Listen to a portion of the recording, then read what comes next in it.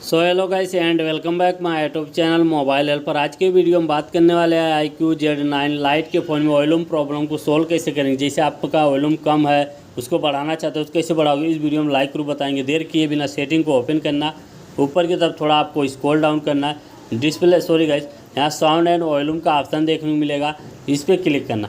इस पर जैसे क्लिक कर देते हो तो आपके सामने ऐसा इंटरफेस होगा। थोड़ा नीचे की तरफ देखिए, ऐड वाला है, नीचे वाला ऑप्शन देखने को मिलता है, इसको ऑन कर देना। जब इसको ऑन करके यहाँ से वॉल्यूम बढ़ाओगे तो यहाँ से बढ़ा सकते हो। फिलहाल गाइस अगर ये बंद रहेगा तो 100% बढ़ेगा। अगर इसको ऑन करके बढ़ाते हो तो यहाँ ऊपर की साइड पे देख सकते हो 150% वॉल्यूम बढ़ेगा। इसके बाद यहाँ पे 4 प्रकार का वॉल्यूम है, जिसमें कम आ रहा है यहाँ से भी बढ़ा सकते हो।